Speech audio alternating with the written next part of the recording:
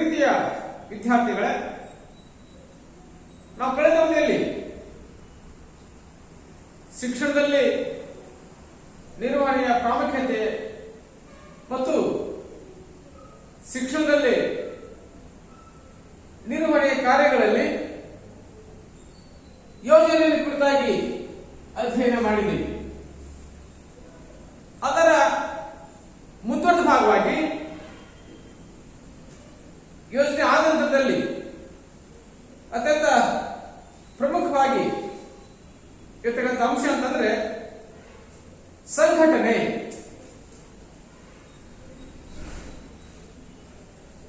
ಯಾವುದೇ ನಿರ್ವಹಣೆಯನ್ನು ಮಾಡಬೇಕಾದ್ರೆ ಅದರ ಸಂಘಟನೆ ಅಥವಾ ನಾವೇನು ಆರ್ಗನೈಸೇಷನ್ ಅಂತ ಹೇಳ್ತಾ ಹೋಗ್ತೀವಿ, ಅದು ಅತ್ಯಂತ ಅವಶ್ಯಕ. ಯಾವುದೇ ಕಾರ್ಯವನ್ನ ನಾವು ಸುಗಮವಾಗಿ ಸಾಗಿಸಬೇಕು ಅಂದ್ಕೊಂಡಿದ್ದೆ ಆದ್ರೆ ಅಥವಾ ಯಶಸ್ಸಿನ ಕಡೆಗೆ ಕೊಂಡೊಯ್ಯಬೇಕಾದ್ರೆ ನಿರ್ದಿಷ್ಟ ಗುರಿಯನ್ನು ಮುಟ್ಟಲಿಕ್ಕೆ ಸಾಧ್ಯ ಆಗೋದಾದ್ರೆ ಆ ಕಾರ್ಯದಲ್ಲಿರುವಂತಹ ಸಂಘಟನಾ ಸಾಮರ್ಥ್ಯವನ್ನ ಅದು ಬಯಸ್ತಾ ಹೋಗುತ್ತೆ. ಹಾಗಾಗಿ ಸಂಘಟನೆಯಿಂದ ಯಶಸ್ವಿಯಾಗಿದ್ದರೆ ಮಾತ್ರ ನಾವು ಉತ್ತಮವಾದಂತಹ ನಿರ್ವಹಣೆ ಮಾಡಲಿಕ್ಕೆ ಸಾಧ್ಯ ಅಂತ ನಾವು ವಿಶೇಷವಾಗಿ ಅರ್ಥೈಸ್ತಾ ಹೋಗ್ತೀವಿ. ಹಾಗಿದ್ದರೆ ಸಂಘಟನೆ ಅಂದ್ರೆ ಏನು? ನಾವು ಯಾವ್ದನ್ನ ನಾವು ಆರ್ಗನೈಸೇಷನ್ ಅಂತ ಕರಿತಾ ವಾಟ್ ಈಸ್ ದ ಆರ್ಗನೈಸೇಷನ್ ಅಂತ ತಿಳ್ಕೊಳ್ಳಿಕ್ಕೆ ಸಾಧ್ಯ ಆದ್ರೆ ವ್ಯಕ್ತಿ, ವಸ್ತು ಮತ್ತು ಸಂಪನ್ಮೂಲಗಳನ್ನ ಒಟ್ಟುಗೂಡಿಸಿರತಕ್ಕಂಥ ಕಾರ್ಯ. ನಮಗೆ ಲಭ್ಯವಿರತಕ್ಕಂತಹ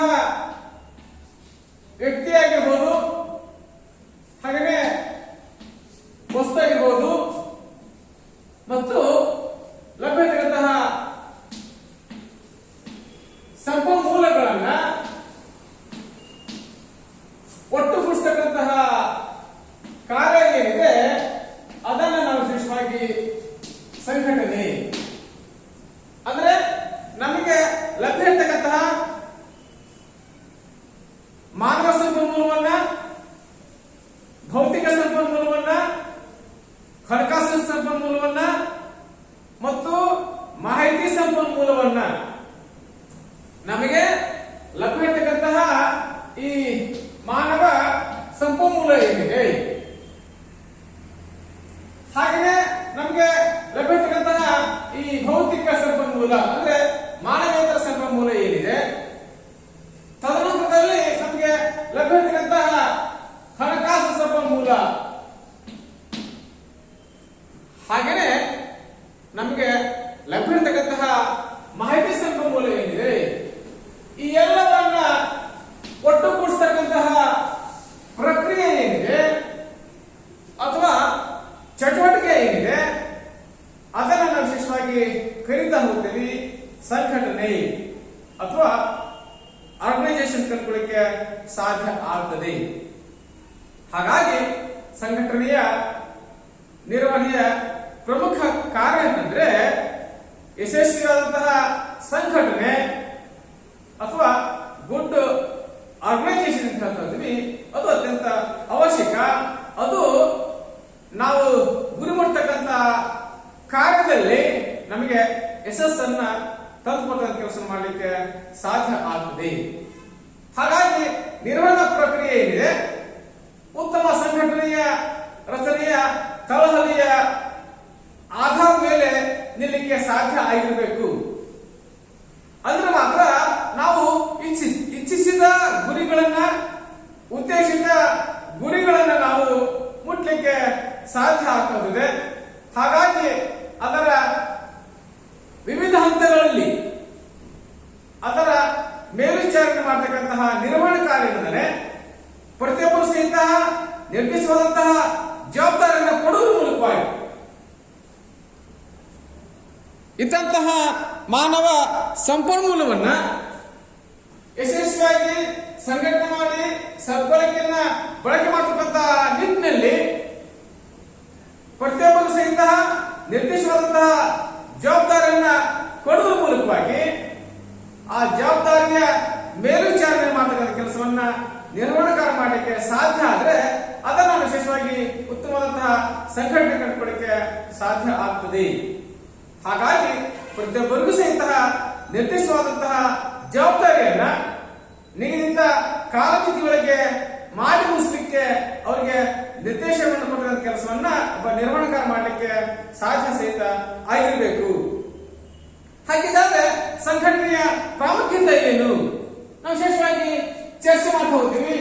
ನಮ್ಮದೇ ಇಂತಹ ಸಂಘಟನೆಯ ಪ್ರಾಮುಖ್ಯತೆ ಕಂಡುಕೊಳ್ಳಿಕ್ಕೆ ಸಾಧ್ಯ ಆದ್ರೆ ಸಂಘಟನೆ ನಮಗೆ ಯಾಕೆ ಬೇಕು, ಈ ಸಂಘಟನಾ ಪ್ರಕ್ರಿಯೆ ಏನಿದೆ ಆಡಳಿತವನ್ನ ಸುಲಭಗೊಳಿಸತಕ್ಕಂಥ ಕೆಲಸ ಮಾಡಲಿಕ್ಕೆ ಸಾಧ್ಯ ಆಗ್ತದೆ. ಉತ್ತಮವಾದಂತಹ ಸಂಘಟನೆ ಅಂದ್ರೆ ಅಲ್ಲಿರುವಂತಹ ಮಾನವ ಸಂಪನ್ಮೂಲವನ್ನ ಸರಿಯಾಗಿ ಸಂಪರ್ಕ ಮಾಡಿಕೊಳ್ಳತಕ್ಕಂಥ ನಿಟ್ಟಿನಲ್ಲಿ ಪ್ರತಿಯೊಬ್ಬರು ಸಹಿತ ನಿರ್ದಿಷ್ಟವಾದಂತಹ ಜವಾಬ್ದಾರಿಯನ್ನ ನಾವು ಕೊಡಲಿಕ್ಕೆ ಸಾಧ್ಯ ಸಹಿತ ಆಗಿರಬೇಕು. ಜೊತೆಗೆ ಈ ಸಂಘಟನಾ ಪ್ರಕ್ರಿಯೆ ಏನಿದೆ ಎಲ್ಲರೂ ಸಹಿತ ಉತ್ತಮವಾದಂತಹ ಸಮನ್ವಯವನ್ನು ಕಾಪಾಡ್ತಾ ಹೋಗುತ್ತದೆ. ಅಂದ್ರೆ ಕೋಆರ್ಡಿನೇಷನ್ ಅನ್ನ ಸಮನ್ವಯತೆಯನ್ನು ಕಾಪಾಡುವ ಕೆಲಸ ಮಾಡಲಿಕ್ಕೆ ಸಾಧ್ಯ ಆಗ್ತದೆ. ಇದೊಂದು ಸಮೂಹ ಚಟುವಟಿಕೆ ಹಾಗೂ ಸೃಜನಶೀಲ ಚಟುವಟಿಕೆಯನ್ನು ಕಂಡುಕೊಳ್ಳಿಕ್ಕೆ ಸಾಧ್ಯ ಆಗುತ್ತೆ. ಇದೊಂದು ಎಲ್ಲರೂ ಕೂಡಿ ಮಾಡ್ತಕ್ಕಂಥ ಕೆಲಸ, ಒಬ್ಬರೇ ಮಾಡ್ತಕ್ಕಂಥ ಕೆಲಸ ಯಾವುದೂ ಆಗಲಿಕ್ಕೆ ಸಾಧ್ಯ ಇಲ್ಲ. ಹಾಗಾಗಿ ಕೋಆರ್ಡಿನೇಷನ್ ಇಸ್ ವೆರಿ ಇಂಪಾರ್ಟೆಂಟ್ ಕಂಡುಕೊಳ್ಳಿಕ್ಕೆ ನಾವು ಪ್ರಯತ್ನ ಮಾಡ್ತಾ ಹೋಗ್ತೀವಿ. ಹಾಗಾಗಿ ಸಮೂಹ ಚಟುವಟಿಕೆ ಜೊತೆಗೆ ಇದೊಂದು ಸೃಜನಶೀಲ ಅಂದ್ರೆ cooperation and creative work job ಅಂತ ಕಂಡುಕೊಳ್ಳಿಕ್ಕೆ ನಾವು ಪ್ರಯತ್ನ ಮಾಡ್ತಾ ಹೋಗ್ತೀವಿ. ಜೊತೆಗೆ ಸಂಸ್ಥೆಯ ಬೆಳವಣಿಗೆಗೆ ಇದು ಪ್ರೋತ್ಸಾಹ ನೀಡ್ತಾ ಹೋಗುತ್ತೆ. ನಾವು ಉತ್ತಮವಾದಂತಹ ಸಂಘಟನೆ ಮಾಡದಂತೆಲ್ಲ ನಾವು ನಿಗದಿತ ಕಾಲಮಿತಿಗಳಿಗೆ ಗುರಿ ಮುಟ್ಟಲಿಕ್ಕೆ ಸಾಧ್ಯ ಆಗ್ತದೆ. ನಿಗದಿತ ಕಾಲಮಿತಿಗಳಿಗೆ ಗುರಿ ಮುಟ್ಟಲಿಕ್ಕೆ ಯಶಸ್ವಿಯಾಗಿದ್ದಾರೆ ನಮ್ಗೆ ಇನ್ನೂ ಸಹಿತ ಹೆಚ್ಚಿನ ಕ್ರಿಯಾಶೀಲ ಚಟುವಟಿಕೆಯಲ್ಲಿ ತೊಡಗಲಿಕ್ಕೆ, ಸೃಜನಶೀಲ ಚಟುವಟಿಕೆಯಲ್ಲಿ ನಾವು ತೊಡಗಿಸಿಕೊಳ್ಳಿಕ್ಕೆ ನಮ್ಮನ್ನ ನಾವು ಕಾರ್ಯಪ್ರವೃತ್ತ ಮಾಡ್ಕೊಳ್ಳಿಕ್ಕೆ ಇದು ಹುಮ್ಮಸ್ಸನ್ನು ಕೊಡ್ತಕ್ಕಂಥ ಕೆಲಸ ಮಾಡಲಿಕ್ಕೆ ಸಾಧ್ಯ ಆಗ್ತಾ ಹೋಗುತ್ತದೆ. ನೆಕ್ಸ್ಟ್ ಲಭ್ಯವಿರತಕ್ಕಂತಹ ಸಂಪನ್ಮೂಲಗಳನ್ನು ಮತ್ತು ತಂತ್ರಜ್ಞಾನವನ್ನು ಗರಿಷ್ಠ ಮಟ್ಟದಲ್ಲಿ ಬಳಸಿಕೊಳ್ಳೋದನ್ನ ಖಾತ್ರಿಪಡಿಸ್ತಾ ಹೋಗುತ್ತೆ. ಅಂದ್ರೆ ನಮಗೆ ಲಭ್ಯವಿರುವಂತಹ ಸಂಪನ್ಮೂಲ ಏನಿದೆ ಅದು ಹೇಳ್ತಾ ಹೋಗಿದ್ದೀವಿ. ಮಾನವ ಸಂಪನ್ಮೂಲ ಇರಬಹುದು, ಹಾಗೇನೆ ಮಾನವೇತರ ಅಥವಾ ಭೌತಿಕ ಸಂಪನ್ಮೂಲ ಆಗಿರ್ಬೋದು, ಹಣಕಾಸಿನ ಸಂಪನ್ಮೂಲ ಆಗಿರ್ಬೋದು, ಜೊತೆಗೆ ಮಾಹಿತಿ ಸಂಪನ್ಮೂಲ ಆಗಿರ್ಬೋದು. ಈ ಎಲ್ಲವುಗಳನ್ನ ಅತ್ಯಂತ ಗರಿಷ್ಠ ಮಟ್ಟದಲ್ಲಿ ಬಳಕೆ ಮಾಡಿಕೊಳ್ಳಕ್ಕೆ ನಮಗೆ ಉತ್ತೇಜನವನ್ನು ಕೊಟ್ಟಂತ ಕೆಲಸವನ್ನ ಈ ಪ್ರಕ್ರಿಯೆ ಮಾಡಲಿಕ್ಕೆ ಸಾಧ್ಯ ಆಗಿದೆ. ಜೊತೆಗೆ ಅದನ್ನ ಖಾತ್ರಿಪಡಿಸುವ ಕೆಲಸವನ್ನು ಮಾಡ್ತಾ ಹೋಗುತ್ತೆ. ತದನಂತರದಲ್ಲಿ ಕಾರ್ಯನಿರ್ವಹಣೆಯನ್ನ ವಿಕಾಸಗೊಳಿಸತಕ್ಕಂಥ ಭರವಸೆ ನೀಡ್ತಾ ಇನ್ನೂ ಸಹಿತ ಹೆಚ್ಚಿನ ಕೆಲಸ ಮಾಡಬಹುದು. ಉತ್ತಮವಾಗಿ ಸಂಘಟನೆ ಮಾಡಿದ್ರೆ ಯಾವುದೇ ಕೆಲಸ ನಮಗೆ ಫೇಲ್ಯೂರ್ ಆಗಲಿಕ್ಕೆ ಸಾಧ್ಯ ಇಲ್ಲ. ಅದ್ರ ನಾವು ಗುರಿ ಮುಟ್ಟಬಹುದು ಅಂತಕ್ಕಂತಹ ವಿಧಾನ ಏನಿದೆ ಅಥವಾ ಮನಸ್ಥಿತಿ ಏನಿದೆ ಅದು ಅತ್ಯಂತ ಅವಶ್ಯಕ. ಹಾಗಾಗಿ ಆ ಎಲ್ಲ ಚಟುವಟಿಕೆಗಳನ್ನು ಮಾಡಲಿಕ್ಕೆ ಇದು ಪ್ರೋತ್ಸಾಹವನ್ನು ಕೊಡುವ ಕೆಲಸವನ್ನು ಮಾಡ್ತಾ ಹೋಗುತ್ತೆ. ತದನಂತರದಲ್ಲಿ ಸರ್ಕಾರವನ್ನ ಖಚಿತಗೊಳಿಸ್ತಾ ಹೋಗುತ್ತೆ. ಪ್ರತಿಯೊಬ್ಬರು ಸಹಿತ ನಿರ್ದಿಷ್ಟ ಜವಾಬ್ದಾರಿನ ಹಂಚಿಕೆ ಮಾಡಿರುವುದರಿಂದ ಒಬ್ಬ ವ್ಯಕ್ತಿಗೆ ಮತ್ತೊಬ್ಬ ವ್ಯಕ್ತಿ ಸಹಾಯ ಸಹಕಾರ ಮಾಡಲಿಕ್ಕೆ ಇದು ಮಟ್ಟಿದೆ ಸಹಕಾರ ಪ್ರಜ್ಞೆಯನ್ನ, ಸೌಹಾರ್ದತೆಯನ್ನ, ಶಾಂತಿ ಬೆಳೆಸುವ ಕೆಲಸ ಮಾಡ್ತಾ ಹೋಗುತ್ತೆ. ಜೊತೆಗೆ ಸಂಪರ್ಕವನ್ನ ಏರ್ಪಡಿಸುತ್ತೆ. ಪರಸ್ಪರ ಕಮ್ಯುನಿಕೇಶನ್ ಮಾಡಲಿಕ್ಕೆ ಅಥವಾ ಸಂವಹನ ಮಾಧ್ಯಮವನ್ನಾಗಿ ನಾವು ಅದನ್ನ ಬಳಕೆ ಪ್ರಯತ್ನ ಸಹಿತ ಮಾಡ್ತಾ ಹೋಗ್ತೀವಿ. ನಿಯಂತ್ರಣವನ್ನ ಸುಲಭಗೊಳಿಸ್ತಾ ಹೋಗ್ತೀವಿ. ಈಸಿ ಕಂಟ್ರೋಲಿಂಗ್ ಅಂತ ಹೇಳ್ತಾ ಹೋಗ್ತೀವಿ ನಾವು. ಈಸಿ ಕಂಟ್ರೋಲಿಂಗ್ ಅಂತ ನಿಯಂತ್ರಣವನ್ನು ಅತ್ಯಂತ ಸುಲಭಗೊಳಿಸುವ ಕೆಲಸ ಮಾಡಲಿಕ್ಕೆ ಸಾಧ್ಯ ಆಗ್ತಾ ಹೋಗ್ತದೆ. ಚೆನ್ನಾಗಿ ಸಿಬ್ಬಂದಿ ವ್ಯವಸ್ಥೆ ಸಂಘಟನೆಯ ಆ ಹಂತದಲ್ಲಿ ಮತ್ತೊಂದನ್ನು ಕಂಡುಕೊಳ್ಳಿಕ್ಕೆ ಸಾಧ್ಯ ಆಗೋದಾದ್ರೆ ಅದು ಸಿಬ್ಬಂದಿ ವ್ಯವಸ್ಥೆ. ಹಾಗಿದ್ದರೆ ಒಬ್ಬ ನಿರ್ವಹಣಕಾರರಾಗಿರ್ತಕ್ಕಂಥವನು ಶೈಕ್ಷಣಿಕ ನಿರ್ವಹಣಾ ಪ್ರಕ್ರಿಯೆಯಲ್ಲಿ ಸಿಬ್ಬಂದಿ ವ್ಯವಸ್ಥೆ ಮಾಡುವಂತ ಅವಶ್ಯಕ ಮತ್ತು ಪ್ರಮುಖ ಜವಾಬ್ದಾರಿಯೂ ಸಹಿತ ಆಗಿರುತ್ತದೆ. ಹಾಗಾಗಿ ಶಿಕ್ಷಣ ಸಂಸ್ಥೆಯಲ್ಲಿ ಸಿಬ್ಬಂದಿ ನಮಗೆ ಪ್ರಮುಖವಾದಂತಹ ಆಸ್ತಿ. ನಾವಿದ್ದೀವಿ ಮ್ಯಾನ್ ಸೋರ್ಸ್ ಅಂತ ಹೇಳ್ತಾ ಹೋಗ್ತೀವಿ ನಾವು, ಮಾನವ ಸಂಪನ್ಮೂಲವನ್ನ. ಈ ಮಾನವ ಸಂಪನ್ಮೂಲವನ್ನಾಗಿ ಬಳಕೆ ಮಾಡ್ಕೊಳ್ತಕ್ಕಂತಹ ಸದ್ಬಳಕೆ ಮಾಡ್ಕೊಳ್ತಕ್ಕಂಥ ಕೆಲಸವನ್ನ ನಿರ್ವಹಣೆ ಮಾಡಲಿಕ್ಕೆ ಸಾಧ್ಯ ಸಹಿತ ಆಗಿರಬೇಕು. ಅದಕ್ಕೆ ನಮ್ಮ ಸಿಬ್ಬಂದಿಗೆ ಯಾವ ಸ್ಕಿಲ್ಸ್ ಇದಾವೆ, ಯಾವ ವ್ಯಕ್ತಿಗೆ ಯಾವ ಜವಾಬ್ದಾರಿ ಕೊಟ್ಟರೆ ಅವನಿಗೆ ಯಶಸ್ವಿಯಾಗಿ ನಿರ್ವಹಿಸ್ತಾ ಹೋಗ್ತಾನೆ, ನಿರ್ವಹಣೆ ಮಾಡಬಲ್ಲಂತಹ ಜ್ಞಾನ ಮತ್ತು ಅರಿವು ನಿರ್ವಹಣಕಾರನಿಗಿರತಕ್ಕಂಥ ಅವಶ್ಯಕ, ಸಂಸ್ಥೆಯ ಮುಖ್ಯಸ್ಥನಿಗಿರತಕ್ಕಂಥ ಅವಶ್ಯಕ. ಹಾಗಾಗಿ ಅವರವರ ಸ್ಕಿಲ್ಗೆ, ಕೌಶಲ್ಯಕ್ಕೆ ಅನುಗುಣವಾಗಿ, ಅವರವರ ಸ್ಕಿಲ್ಗೆ ಅನುಗುಣವಾಗಿ ಅವರಿಗೆ ಜವಾಬ್ದಾರಿಗಳನ್ನ ಕೊಟ್ಟಿದ್ದೇ ಆದ್ರೆ ಉತ್ತಮವಾದಂತಹ ನಿರ್ವಹಣೆ ಮಾಡಲಿಕ್ಕೆ ಸಾಧ್ಯ ಆಗ್ತಾ ಹೋಗ್ತದೆ. ಹಾಗಾಗಿ ಆ ಸಂಘಟನಾ ಪ್ರಕ್ರಿಯೆ ಏನಿದೆ ಆ ಪ್ರಕ್ರಿಯೆಯಲ್ಲಿ ಸಿಬ್ಬಂದಿ ವ್ಯವಸ್ಥೆ ಅತ್ಯಂತ ಅವಶ್ಯಕ.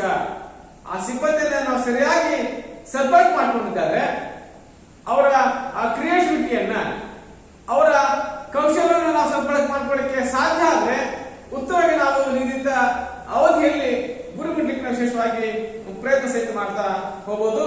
ಹಾಗಾಗಿ ಸಿಬ್ಬಂದಿಯ ನೇಮಕಾತಿ ಆಗಿರ್ಬೋದು, ಸಿಬ್ಬಂದಿಯ ಆಯ್ಕೆ ಆಗಿರ್ಬೋದು, ಸಿಬ್ಬಂದಿಯ ಅಭಿವೃದ್ಧಿ ತರಬೇತಿ ಆಗಿರ್ಬೋದು, ವಿಶೇಷವಾಗಿ ಚರ್ಚೆ ಮಾಡ್ಕೊಂಡಂತೆ ಸಿಬ್ಬಂದಿಯ ನೇಮಕಾತಿ ಆಗಿರ್ಬೋದು. ಹಾಗಿದ್ದರೆ ನಾವು ಎಂಥವ್ರನ್ನ ಸಿಬ್ಬಂದಿ ನೇಮಕಾತಿ ಮಾಡ್ಕೊಳ್ಳಿಕ್ಕೆ ಆಗಿರ್ಬೇಕು. ಸಿಬ್ಬಂದಿಯ ಆಯ್ಕೆ ನಾವು ನೋಡ್ತಾ ಹೋಗ್ತೀವಿ, ಇವರಿಂದ ಆ ಕೆಲಸ ಆಗುತ್ತೋ ಅಥವಾ ಇಲ್ವೋ.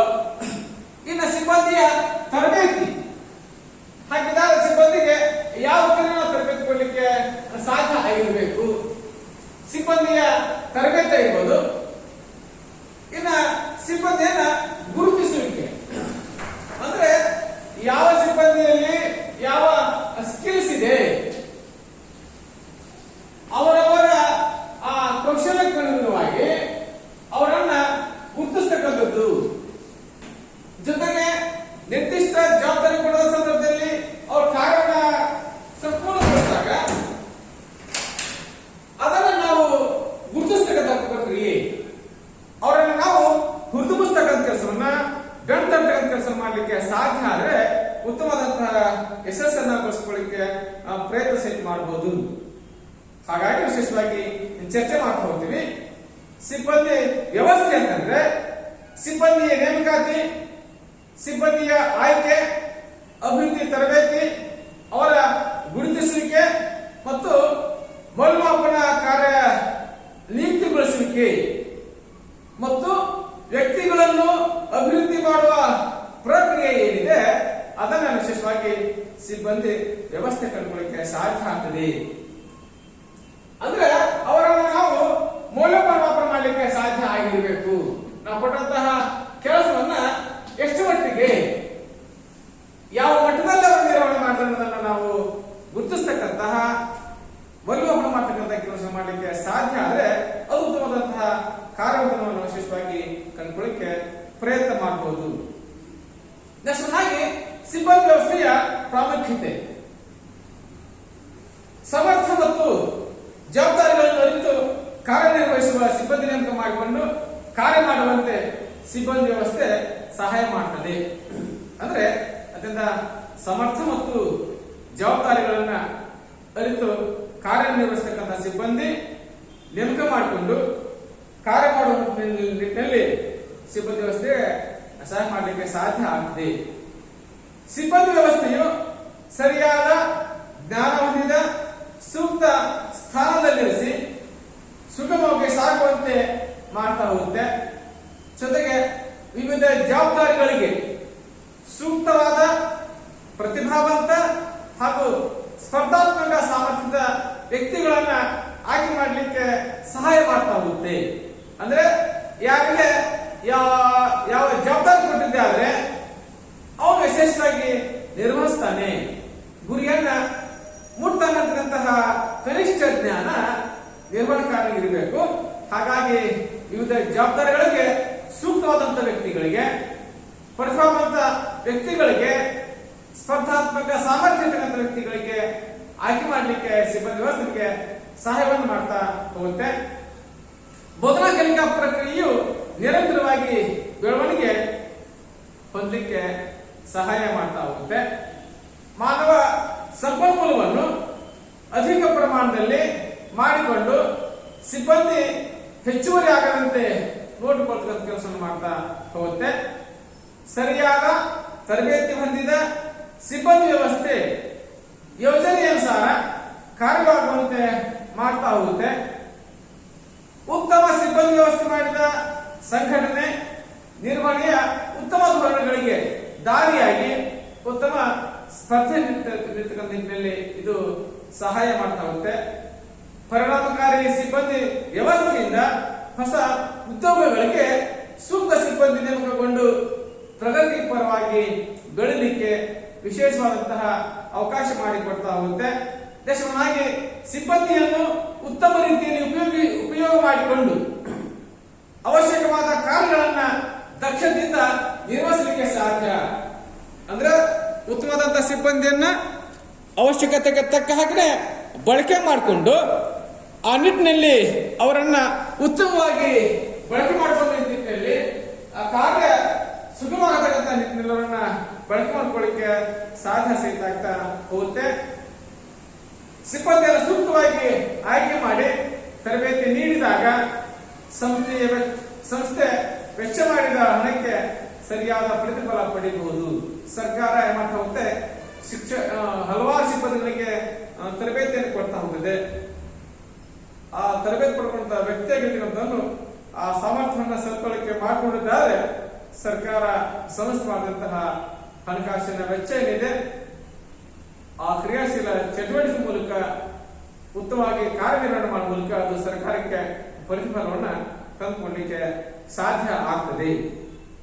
ಯಶಸ್ವಿಯಾಗಿ ಮುಂದಾಳತ್ವ ನಾವು ನೋಡ್ತಾ ಹೋಗ್ತೇವೆ. ಲೀಡರ್ಶಿಪ್ ಅಂತ ಅತ್ಯಂತ ಅವಶ್ಯಕ, ಮುಂದಾಳತ್ವ ಅತ್ಯಂತ ಅವಶ್ಯಕ.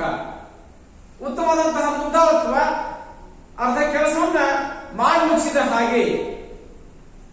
ಹಾಗಾಗಿ ಯಾವುದೇ ನಿರ್ವಹಣಾ ಪ್ರಕ್ರಿಯೆ ಉತ್ತಮವಾದಂತಹ ಲೀಡರ್ಶಿಪ್ ಅನ್ನು ಬಯಸ್ತಾ ಹೋಗುತ್ತೆ. ಹಾಗಾಗಿ ಮುಂದಾಳತ್ವ ಏನಿದೆ ಸಂಘಟನೆಯ ವ್ಯಕ್ತಿಗಳನ್ನ ಪ್ರಭಾವಗೊಳಿಸುವ ಮೂಲಕವಾಗಿ ಆ ಮೂಲಕ ಸಂಘಟನೆ ಹಾಗೂ ಸಮೂಹದ ಉದ್ದೇಶಗಳನ್ನ ತಲುಪುವಂತ ಮಾಡತಕ್ಕಂಥ ಕೆಲಸ ಏನಿದೆ ಅದು ಮುಂದಾಳತ್ವ. ಅಂದ್ರೆ ಸಂಘಟನೆ ಮಾಡ್ತಕ್ಕಂಥ ವ್ಯಕ್ತಿಯಾಗಿರ್ತಕ್ಕಂಥವನು ಎಲ್ಲರೂ ಸಹಿತ ಸಮನಾಗಿ ಮುಂದಕ್ಕೆ ಒಯ್ತಕ್ಕಂಥ ಕೆಲಸ ಮಾಡಲಿಕ್ಕೆ ಪ್ರಯತ್ನ ಮಾಡುವಂತ ವ್ಯಕ್ತಿ ಕೈಯಲ್ಲಿ ಇರಬೇಕು. ಎಲ್ಲರೂ ಸಹಿತ ಸಮನಾಗಿ ಕಾಣ್ತಕ್ಕಂಥ ವ್ಯಕ್ತಿ ಕೈಯಲ್ಲಿ ಇರಬೇಕು ಅಂತ ಕಂಡುಕೊಂಡು ನಾವು ವಿಶೇಷವಾಗಿ ಪ್ರಯತ್ನ ಸಹಿತ ಮಾಡ್ತಾ ಹೋಗ್ತೇವೆ. ಹಾಗಾಗಿ ಯಾವುದೊಂದು ಕೆಲಸ ಯಶಸ್ವಿ ಆಗಬೇಕಾದ್ರೆ ಉತ್ತಮವಾದಂತಹ ಮುಂದಾಳತ್ವ ಅತ್ಯಂತ ಅವಶ್ಯಕ. ಹಾಗಾಗಿ ಮುಂದಾಳತ್ವದ ಕಾರ್ಯದಿಂದ ವ್ಯಕ್ತಿಗಳಿಗೆ ತನ್ನ ಅಗತ್ಯತೆಗಳನ್ನು ಪೂರೈಸಿಕೊಳ್ಳುವುದರ ಜೊತೆಗೆ ಅವರ ಸಾಮರ್ಥ್ಯಗಳನ್ನ ಬಳಕೆ ಮಾಡಿಕೊಂಡು ಸಂಘಟನೆಗೆ ಏನಾದರೂ ಕೊಡುಗೆ ನೀಡಲಿಕ್ಕೆ ಅದು ಸಾಧ್ಯ ಆಗ್ತದೆ. ಮುಂದಾಳತ್ವದ ಪ್ರಾಮುಖ್ಯತೆ ಕಂಡುಕೊಳ್ಳಿಕ್ಕೆ ಸಾಧ್ಯ ಆದರೆ ಮುಂದಾಳತ್ವವು ಸಂಘಟನೆಯ ವ್ಯಕ್ತಿಗಳ ಕಾರ್ಯಚಟುವಟಿಕೆಗಳ ಅಗತ್ಯ ನಿರ್ಧರಿಸುವುದಲ್ಲದೆ ಅಂತಿಮ ತೀರ್ಮಾನಗಳಿಗೆ ಅವಕಾಶ ಮಾಡಿ ಕೊಡುತ್ತದೆ. ಅಂದ್ರೆ ಲೀಡರ್ಶಿಪ್ ಪ್ರಕ್ರಿಯೆ ಏನಿದೆ ವ್ಯಕ್ತಿಗಳ ಕಾರ್ಯಚಟುವಟಿಕೆಗೆ ಅಗತ್ಯವಾದಂತಹ ಅವಶ್ಯಕತೆಗಳನ್ನು ಏನ್ ಬೇಕು ಅವರಿಗೆ ಕ್ರಿಯಾಶೀಲ ಚಟುವಟಿಕೆ ತೊಡಕೊಳ್ಳೋಕೆ ಅಂದ್ಕೊಂಡಿದ್ರೆ ಅವ್ರಿಗೆ ಬೇಕಾದಂತಹ ನೀಡ್ಸ್ ಏನಿದಾವೆ ಅಥವಾ ಅವಶ್ಯಕತೆಗಳನ್ನ ಏನಿದಾವೆ ಅವುಗಳನ್ನ ನಿರ್ಧರಿಸಿ ಕೆಲಸ ಮಾಡಲಿಕ್ಕೆ ಸಾಧ್ಯ ಆಗ್ತಾ ಹೋಗ್ತದೆ. ವ್ಯಕ್ತಿಗಳ ನಡುವೆ ಬಾಂಧವ್ಯ ಕಲ್ಪಿಸಿ ಅವರು ಪರಿಣಾಮಕಾರಿಯಾಗಿ ಕಾರ್ಯನಿರ್ವಹಿಸುವಂತೆ ಮಾಡ್ತಕ್ಕಂಥ ಕೆಲಸ ಮಾಡ್ತಾ ಹೋಗುತ್ತೆ. ಉತ್ತಮ ಮುಂದಾಳತ್ವ ಸಂಘಟನೆಯಲ್ಲಿನ ವ್ಯಕ್ತಿಗಳನ್ನ ಪ್ರೋತ್ಸಾಹಿಸಿ ಪ್ರೇರೇಪಿಸುವ ಮೂಲಕ ನಿರ್ಧರಿತ ಕಾರ್ಯ ಕೈಗೊಳ್ಳುವಂತೆ ಒತ್ತಾಯಿಸ್ತಾ ಹೋಗುತ್ತೆ. ತಕ್ಷಣವಾಗಿ ನಾಯಕರ ಮುಂದಾಳತ್ವ ಸಂಘಟನೆಯಲ್ಲಿ ಉತ್ತಮ ಕಾರ್ಯನಿರ್ವಹಿಸುವ ವ್ಯಕ್ತಿಗಳ ಆಯ್ಕೆಯಲ್ಲಿ ಸಹಾಯಕ. ಮುಂದಾಳತ್ವವು ವ್ಯಕ್ತಿ ವಿಕಸನ ಕಾರ್ಯ ಹಾಗೂ ಅವರ ಜ್ಞಾನ, ಮನೋಭಾವ ಹಾಗೂ ಕೌಶಲ್ಯಗಳನ್ನ ಸುಧಾರಿಸುವಲ್ಲಿ ಅತ್ಯಂತ ಸಹಾಯಕವಾಗುತ್ತದೆ. ಇದು ಅತ್ಯಂತ ಅವಶ್ಯಕ. ತದನಂತರದಲ್ಲಿ ಆ ನಿಯಂತ್ರಣ. ಹಾಗಿದ್ದರೆ ನಿರ್ವಹಣಾ ಪ್ರಕ್ರಿಯೆಯಲ್ಲಿ ನಿಯಂತ್ರಣ ಮತ್ತೊಂದು ಮಹತ್ವದ ಕಾರ್ಯ. ಅಂದ್ರೆ ನಿಯಂತ್ರಣ ಅಂತಂದ್ರೆ ಏನು? ಪೂರ್ವ ನಿರ್ಧಾರಿತ ಗುರಿಗಳನ್ನ ತಲುಪುವಂತೆ ಮಾಡಲಿಕ್ಕೆ ಸಂಘಟನೆಯಲ್ಲಿರ್ತಕ್ಕಂತಹ ವ್ಯಕ್ತಿಗಳ ಕಾರ್ಯಗಳಲ್ಲಾಗ್ತಕ್ಕಂತಹ ಲೋಪದೋಷಗಳನ್ನ ಗುರುತಿಸುವ ಕಾರ್ಯ ಏನಿದೆ ಅದನ್ನ ವಿಶೇಷವಾಗಿ ಕಂಟ್ರೋಲಿಂಗ್ ಅಂತ ಅಥವಾ ನಿಯಂತ್ರಣ ಕಂಡುಕೊಳ್ಳಿಕ್ಕೆ ಸಾಧ್ಯ ಆಗ್ತದೆ. ಅಂದ್ರೆ ನಮ್ಮ ಮಾನವ ಸಂಪನ್ಮೂಲದಲ್ಲಿರ್ತಕ್ಕಂತಹ ಅವರು ಕಾರ್ಯ ಕೈಗೊಳ್ಳತಕ್ಕಂತಹ ಚಟುವಟಿಕೆಯಲ್ಲಿ ಮಾಡತಕ್ಕಂತಹ ಲೋಪದೋಷಗಳನ್ನ ಪರಿಶೀಲಿಸತಕ್ಕಂಥ ಕೆಲಸ ಏನಿದೆ ಆ ಪರಿಶೀಲಿಸಿ ಅದಕ್ಕೆ ಸರಿಯಾದ ನಿರ್ದೇಶನಗಳನ್ನ ಕೊಡ್ತಕ್ಕಂಥ ಪ್ರಕ್ರಿಯೆ ಏನಿದೆ ಅದನ್ನ ವಿಶೇಷವಾಗಿ ನಿಯಂತ್ರಣ ಕಂಡುಕೊಳ್ಳಿಕ್ಕೆ ಸಾಧ್ಯ ಆಗ್ತದೆ. ಈ ನಿಯಂತ್ರಣ ಪ್ರಕ್ರಿಯೆ ಏನಿದೆ ಮಾನವ ಸಂಪನ್ಮೂಲವನ್ನ ಸರಿಯಾಗಿ ಸದ್ಬಳಕೆ ಮಾಡಿಕೊಳ್ಳಿಕ್ಕೆ ಪ್ರಯತ್ನ ಮಾಡ್ತಾ ಹೋಗುತ್ತೆ. ಜೊತೆಗೆ ಸಂಪನ್ಮೂಲದ ವ್ಯಯವನ್ನ ಅಥವಾ ವೆಚ್ಚವನ್ನ ಕಡಿಮೆಗೊಳಿಸ್ತಾ ಹೋಗುತ್ತದೆ. ಎಲ್ಲ ತಪ್ಪಾದ ಮೇಲೆ ನಾವು ಪುನಃ ಕೆಲಸ ಮಾಡೋದಕ್ಕಿಂತ ಮುಂಚಿತವಾಗಿ ಆದಂತಹ ಲೋಪದೋಷವಾದಂತಹ ಸಂದರ್ಭದಲ್ಲಿ ಅವುಗಳನ್ನ ಮರುಪರಿಶೀಲನೆ ಮಾಡಿ ಮೌಲ್ಯಮಾಪನ ಮಾಡಿ ತಪ್ಪುಗಳನ್ನ ಕಡಿಮೆ ಮಾಡಿದ್ದೇ ಆದ್ರೆ ಅಥವಾ ನಿವಾರಣೆ ಮಾಡಿದ್ದೇ ಆದ್ರೆ ಸಂಪನ್ಮೂಲಗಳ ಸರಿಯಾದ ಸದ್ಬಳಕೆ ಆಗುವ ಮೂಲಕವಾಗಿ ಸಂಸ್ಥೆ ಲಾಭ ಗಳಿಸುತ್ತದೆ. ಕಡಿಮೆ ವೆಚ್ಚದಲ್ಲಿ ಹೆಚ್ಚಿನ ಪ್ರತಿಫಲವನ್ನು ಪಡ್ಕೊಳ್ತಕ್ಕಂಥ ಪ್ರಕ್ರಿಯೆ ಆ ನಿರ್ವಹಣಕಾರನ ನಿಯಂತ್ರಣವನ್ನು ಅವಲಂಬಿಸಿ ಸಾಗ್ತಾ ಹೋಗುತ್ತೆ ಅನ್ನೋದನ್ನ ವಿಶೇಷವಾಗಿ ಅರ್ಥೈಸ್ತಾ ಹೋಗ್ತೀವಿ. ಹಾಗಾಗಿ ನಿರ್ವಹಣಕಾರರಾಗಿರ್ತಕ್ಕಂಥವನು ಸಾಕಷ್ಟು ಪ್ರಗತಿ ಸಾಧಿಸಲಿಕ್ಕೆ ತೃಪ್ತಿಕರ ಕಾರ್ಯನಿರ್ವಹಣೆ ಅಡಿಯಲ್ಲಿ ಯೋಜನೆ ಇರತಕ್ಕಂತಹ ಪೂರ್ವ ನಿರ್ಧಾರಿತ ಮಾನದಂಡಗಳಿಗನುಸಾರವಾಗಿ ಪ್ರಸಕ್ತ ಕಾರ್ಯನಿರ್ವಹಣೆಯನ್ನ ಪರಿಶೀಲಿಸತಕ್ಕಂಥ ಪ್ರಕ್ರಿಯೆ ಏನಿದೆ ಅದನ್ನ ನಾವು ನಿಯಂತ್ರಣ ಅಂತ ಹೇಳಿ ಅರ್ಥಶಾಸ್ತ್ರಜ್ಞ ಮನೋವಿಜ್ಞಾನಿ ಬ್ರೀಚ್ ಸಂಸೇಟ್ ಮಾಡ್ತಾ ಹೋಗ್ತಾನೆ. ಇನ್ನ ನಿಯಂತ್ರಣದ ಪ್ರಾಮುಖ್ಯತೆ ಯೋಜನಾ ರೀತಿಯಲ್ಲಿ ಸಂಘಟನೆಯ ಉದ್ದೇಶಗಳನ್ನ ತಲುಪಲು ಎಲ್ಲ ರೀತಿಯ ಕಾರ್ಯಚಟುವಟಿಕೆ ಹಾಗೂ ಪ್ರಯತ್ನಗಳಿಗೆ ಮಾರ್ಗದರ್ಶನವನ್ನ ಮಾಡ್ತಾ ಹೋಗುತ್ತೆ. ಅಂದ್ರೆ ಈ ಕಂಟ್ರೋಲಿಂಗ್ ಏನಿದೆ ಅತ್ಯಂತ ಯೋಜನಾಬದ್ಧ ರೀತಿಯಲ್ಲಿ ನಮ್ಮ ಉದ್ದೇಶಗಳೇನಿದ್ದಾವೆ ಆ ಉದ್ದೇಶಗಳನ್ನ ತಲುಪಲಿಕ್ಕೆ ಗುರಿಯನ್ನ ಮುಟ್ಲಿಕ್ಕೆ ಎಲ್ಲ ರೀತಿಯ ಕಾರ್ಯಶೀಲ ಚಟುವಟಿಕೆಯಲ್ಲಿ ತೊಡಗಿಸಲಿಕ್ಕೆ ನಿಯಂತ್ರಣ ನಿರಂತರವಾಗಿ ನಮಗೆ ಮಾರ್ಗದರ್ಶನವನ್ನು ಮಾಡ್ತಾ ಹೋಗುತ್ತೆ. ಸಿಬ್ಬಂದಿಯನ್ನ ತಪಾಸಣೆ ಮಾಡಿ ಅವರನ್ನ ಪರಿಶೀಲಿಸಿ ಶಿಸ್ತಿಗೆ ಒಳಪಡಿಸ್ತಾ ಹೋಗುತ್ತೆ. ಅಂದ್ರೆ ನಮ್ಮ ಸಿಬ್ಬಂದಿ ವ್ಯವಸ್ಥೆಯನ್ನು ಅತ್ತುವಾಗಿ ಮಾಡುವ ಮೂಲಕವಾಗಿ ಅವರನ್ನ ತಪಾಸಣೆ ಮಾಡಿ ಅವರನ್ನ ಪರೀಕ್ಷೆ ಮಾಡಿ ಅವರನ್ನ ಮೌಲ್ಯಮಾಪನ ಮಾಡುವ ಮೂಲಕವಾಗಿ ನಾವು ನಿಯಂತ್ರಣ ಮಾಡಿದ್ದೆ ಆದರೆ ನಮ್ಮ ಸಿಬ್ಬಂದಿ ವರ್ಗ ಅಥವಾ ಮಾನವ ಸಂಪನ್ಮೂಲ ಏನಿದೆ ಅವರನ್ನ ಶಿಸ್ತಿಗೆ ಒಳಪಡಿಸ್ತಕ್ಕಂಥ ಕೆಲಸವನ್ನು ಮಾಡ್ತಾ ಹೋಗುತ್ತೆ. ಯಶಸ್ವಿಯಾಗಿ ಉತ್ತಮ ಕಾರ್ಯನಿರ್ವಹಣೆಗಾಗಿ ಸಹೋದ್ಯೋಗಿಗಳಲ್ಲಿ ಮನೋವೈಜ್ಞಾನಿಕ ಒತ್ತಡವನ್ನು ತರುವ ಕೆಲಸವನ್ನು ಮಾಡ್ತಾ ಹೋಗುತ್ತೆ. ಜೊತೆಗೆ ಕಾರ್ಯನಿರ್ವಹಣೆಯ ಪ್ರತಿ ಹಂತದಲ್ಲಿ ಆದ ಲೋಪದೋಷಗಳನ್ನ ಗುರುತಿಸುವಲ್ಲಿ ಸಹಾಯ ಮಾಡ್ತಾ ಹೋಗುತ್ತೆ. ಜೊತೆಗೆ ಸಮಯ, ಶ್ರಮ, ಬಂಡವಾಳ ವ್ಯರ್ಥ ಆಗೋದನ್ನ ಇದು ಏನ್ ಮಾಡ್ತಿದೆ ಕಡಿತಗೊಳಿಸ್ತದೆ. ಅಂದ್ರೆ ನಾವು ಕಾರ್ಯ ಮಾಡತಕ್ಕಂಥ ನಿಟ್ಟಿನಲ್ಲಿ ನಾವು ನಿರಂತರವಾಗಿ ಜಾಗೃತರಾಗಿದ್ದೇ ಆದ್ರೆ ಅಥವಾ ಲೋಪದೋಷಗಳನ್ನು ನಾವು ಗುರುತಿಸಿದ್ದೇ ಆದ್ರೆ, ಗುರುತಿಸಿ ಸರಿಯಾದ ನಿರ್ದೇಶನವನ್ನು ಕೊಟ್ಟಿದ್ದೇ ಆದ್ರೆ ಸಂಸ್ಥೆಗೆ ಅಥವಾ ದೇಶಕ್ಕೆ ನಿರ್ವಹಣಾಕಾರನಿಂದ ಏನಾಗ್ತದೆ, ಸಮಯ, ಶ್ರಮ ಮತ್ತು ಬಂಡವಾಳದ ಉಳಿತಾಯ ಆಗಿ ಒಂದು ಸಂಸ್ಥೆ ಅತ್ಯಂತ ಬೇಗ ಮತ್ತೆ ಪ್ರಗತಿ ಪಥದತ್ತ ಕೊಂಡೊಯ್ಯಲಿಕ್ಕೆ ಸಾಧ್ಯ ಸಹಿತ ಆಗ್ತದೆ ಮತ್ತು ಲಾಭವನ್ನ ಗಳಿಸ್ತಾ ಹೋಗಿದೆ.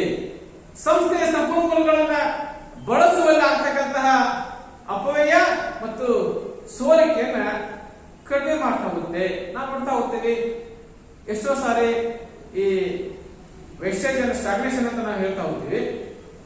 ಅಪವ್ಯಯ ಮತ್ತು ನಿಲುಗಡೆ ಇದು ದೇಶಕ್ಕೆ ಬಂದಂತಹ ಅಪಾಯಕಾರಿ. ಅಪವ್ಯಯ ಮತ್ತು ನಿಲುಗಡೆ ಅಥವಾ ನಾವಿದ್ವಿ ಸೋರಿಕೆ ಅಂತ ಹೇಳ್ತಾ ಇದ್ದೀವಿ. ಅಂದ್ರೆ ನಾವು ಅನವಶ್ಯಕ ವೆಚ್ಚ ಮಾಡೋದನ್ನ ಕಡಿಮೆ ಮಾಡಬೇಕು. ಅವಶ್ಯಕ ವೆಚ್ಚಗಳನ್ನು ನಾವು ಏನ್ ಮಾಡಬೇಕು, ಹೆಚ್ಚಿಗೆ ಮಾಡಿರ್ಬೇಕು. ಅನವಶ್ಯಕ ವೆಚ್ಚಗಳನ್ನು ನಾವು ಕಡಿಮೆ ಮಾಡಲಿಕ್ಕೆ ಸಾಧ್ಯ ಆಗಿರಬೇಕು. ಅನವಶ್ಯಕ ವೆಚ್ಚಗಳನ್ನು ನಾವು ಕಡಿಮೆ ಮಾಡುವಂತೆ ಒಂದು ಸಂಸ್ಥೆ, ಒಂದು ದೇಶ ಪ್ರಗತಿ ಪಥದತ್ತ ದಾಪುಗಾಲನ್ನು ಕಂಡುಕೊಳ್ಳಿಕ್ಕೆ ಪ್ರಯತ್ನ ಮಾಡಬಹುದು. ಹಾಗಾಗಿ ನಾವು ಹೇಳ್ತಾ ಹೋಗ್ತೀವಿ, ವಿಶೇಷವಾಗಿ ನಾವು ಚರ್ಚೆ ಸಹಿತ ಮಾತಾಡೋದಂತಾನೆ ಯಾವುದೇ ಚಟುವಟಿಕೆ ಇದೆ ಸಾಧ್ಯಾತ್ಮತೆಗೆ ಅಪವ್ಯಯ ಮತ್ತು ಸೋರಿಕೆಯನ್ನ ಅಥವಾ ನಿಲುಗಡೆಯನ್ನ ಕಡಿಮೆ ಮಾಡಿಕೊಳ್ಳಿಕ್ಕೆ ಸಾಧ್ಯ ಸಹಿತ ಆಗಿರಬೇಕು. ಜೊತೆಗೆ ಪ್ರತಿಯೊಂದು ಕಾರ್ಯ ಪೂರ್ವ ನಿರ್ಧರಿತ ಯೋಜನೆಯ ಪ್ರಕಾರ ನಡೆಯುವಂತೆ ಸೂಕ್ತ ಹಾಗೂ ಅಗತ್ಯ ಕ್ರಮ ಕೈಗೊಳ್ಳುವಲ್ಲಿ ಇದು ಸಹಾಯವನ್ನು ಮಾಡ್ತಾ ಹೋಗುತ್ತೆ. ಅಂದ್ರೆ ಯಾವುದೇ ಚಟುವಟಿಕೆ ಇದೆ ಉತ್ತಮವಾಗಿ ಪೂರ್ವ ನಿರ್ಧರಿತ ಗುರಿ ಮುಟ್ಟಲಿಕ್ಕೆ ಸಾಧ್ಯ ಆಗ್ತದೆ ನಿಟ್ಟಿನಲ್ಲಿ ಸೂಕ್ತವಾದಂತಹ ಅಗತ್ಯ ಕ್ರಮ ಕೈಗೊಳ್ಳಲಿಕ್ಕೆ ಸಹಾಯವನ್ನ ಮಾಡ್ತಾ ಹೋಗುತ್ತೆ.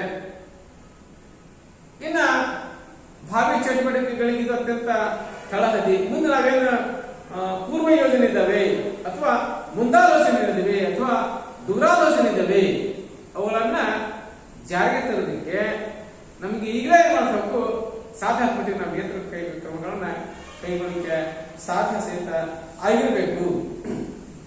ಶೈಕ್ಷಣಿಕ ಸಂಸ್ಥೆಗಳ ಸಂಘಟನೆ ಪರಿಣಾಮಕಾರಿ ಹಾಗೂ ಸಮರ್ಥವಾಗಿ ಆಗ್ತದೆ ನಿಟ್ಟಿನಲ್ಲಿ ಇದನ್ನ ನೋಡ್ಕೊಳ್ತಾ ಹೋಗುತ್ತೆ.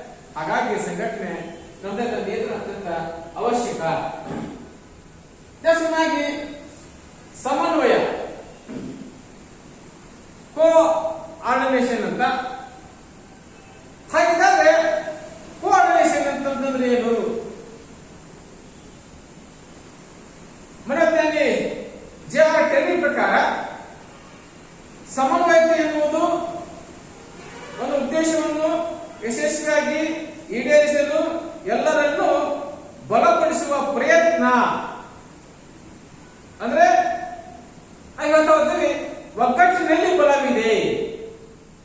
ಏಕ ವ್ಯಕ್ತಿಯಾಗಿ ಏನನ್ನು ಸಹಿತ ಸಾಧ್ಯ ಮಾಡಲಿಕ್ಕೆ ಆಗೋದಿಲ್ಲ, ಸಾಧ್ಯ ಇಲ್ಲ. ಹಾಗಾಗಿ ಎಲ್ಲರೂ ಏಕದಿಂದ ನಿರ್ದೇಶಕ ಕೆಲಸವನ್ನು ಮಾಡಲಿಕ್ಕೆ ಸಾಧ್ಯ ಆದ್ರೆ ನಾವು ಅತ್ಯಂತ ಶೀಘ್ರವಾಗಿ ಗುರಿ ಮುಟ್ಟಲಿಕ್ಕೆ ಪ್ರಯತ್ನ ಮಾಡಬಹುದು.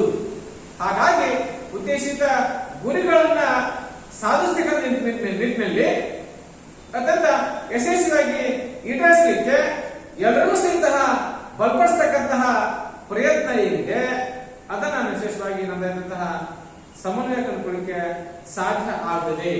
ಹಾಗಾಗಿ ಎಲ್ಲರನ್ನೂ ಸಹಿತ ಒಗ್ಗೂಡಿಸ್ತಕ್ಕಂತಹ ಅವರಲ್ಲಿ ಸಮನ್ವಯತೆ ಮಾಡ್ಕೊಳ್ತಕ್ಕಂಥ ಕೆಲಸ ಅತ್ಯಂತ ಅವಶ್ಯಕ ಅಂತ ವಿಶೇಷವಾಗಿ ನಾವು ಚರ್ಚೆ ಸಹಿತ ಮಾಡ್ತಾ ಹೋಗ್ತೀವಿ.